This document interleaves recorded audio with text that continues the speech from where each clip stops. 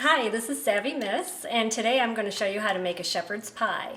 I had a request from one of my subscribers, and he is wondering if I knew how to make some shepherd's pie, and I have a seriously great recipe for you today. So today I'm going to start with the hamburger I already pre-browned ahead of time. I want to tell you that after I did it, I used about an 80% fat-free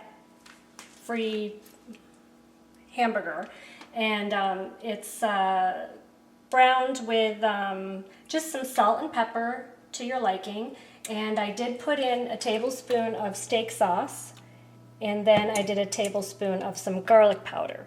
That was after I drained the meat of the grease. I put it in here, and then I just sprinkled all that in and mixed it up. And then in the meantime, I'm boiling 6 potatoes. These are russet potatoes, approximately 3 pounds, I would say, but 6 good-sized potatoes. And then in here I have 1 onion that I just browned first in some olive oil, which went twice around the pan, so maybe like 2 tablespoons of olive oil with 1 onion I started to brown, and then 4 garlic cloves after that. And then it's ready to go. So I have it on a low heat right now, and I'm going to show you the rest of the ingredients that we're going to be adding. Next, we're going to put in the hamburger. And, oh, I don't even know if I mentioned.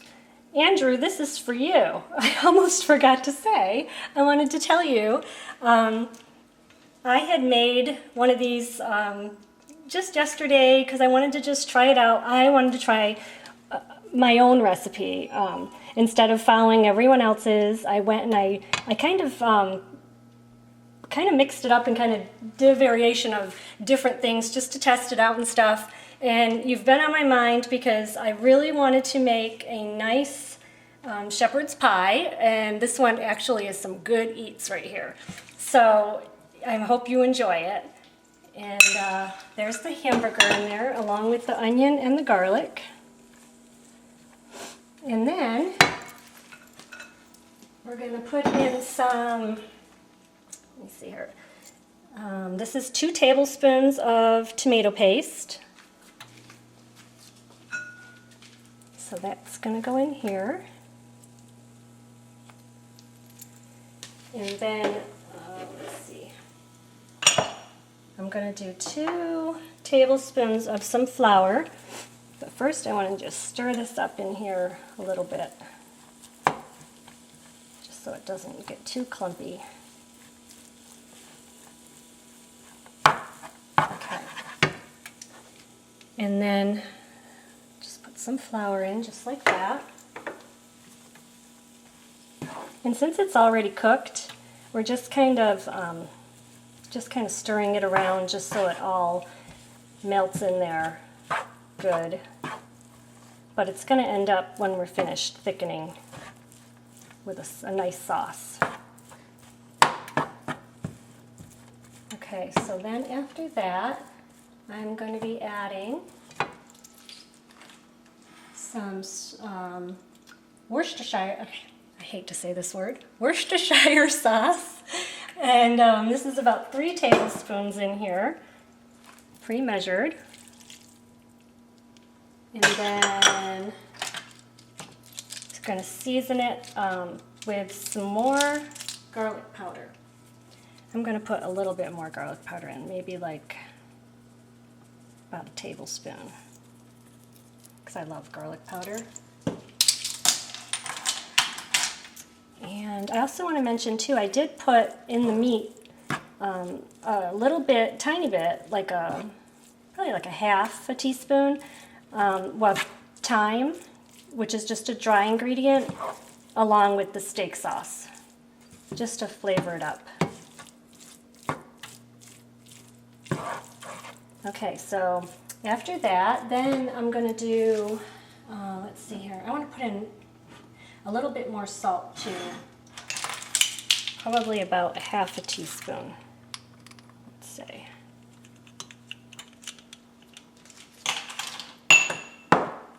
And then I want to, best ingredient ever.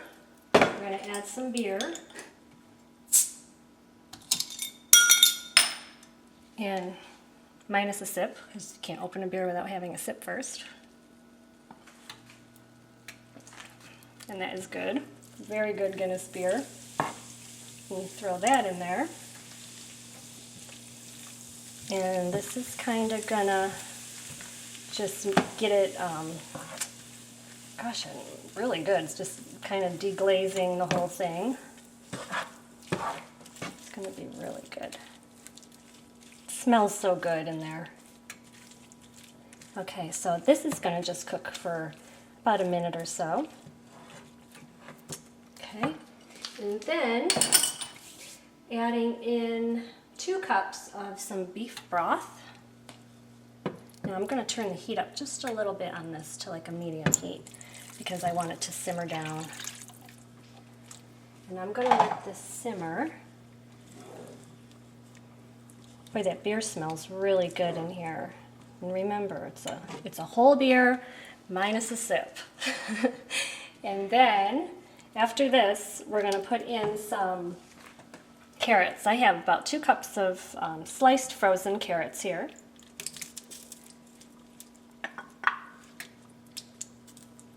Okay. And then I have a cup of peas frozen. These are sweet peas. And then I have a half a cup of frozen corn. And I'm going to let this all simmer on the stove for about 5 to 10 minutes. Just so the sauce kind of thickens a little bit and all the flavors just kind of meld together. In the meantime, I'm waiting on my potatoes over here. So what I'm going to do is, once these potatoes are finished, it's 6 russet potatoes. You just kind of get a fork and just poke at them and see how they're looking, how they're feeling. Once they're soft enough, and then you're going to drain them out. I'm going to put a stick of butter in there and about a half a cup of evaporated milk. I'm going to get the beaters out and whip it all up, add some salt and pepper, again a little bit of garlic powder, and I'm going to put it all in the 9 by 13 dish here. When this is finished over here, I'm going to put it inside the pan. And then I'm going to add the potatoes on top, and I'll show you the rest in just a bit. Okay, so this just came out of the oven on 375 for 20 minutes. And what I did was, once what you seen was in the pan, the meat mixture with all the ingredients, I put it in a 9 by 13. And then I, in the meantime, got my potatoes together with 6 potatoes. They were with a stick of butter and a half a cup of evaporated milk with some salt and pepper and a little bit of extra garlic powder. And then I put them over the top after I whipped them with the beaters. And then over the top, I put them over the meat, and then about a little bit over a cup of some cheddar cheese I put over the top, just to make sure it was all melted down. Put it in the oven for about 20 minutes, like I said, made sure it was melted.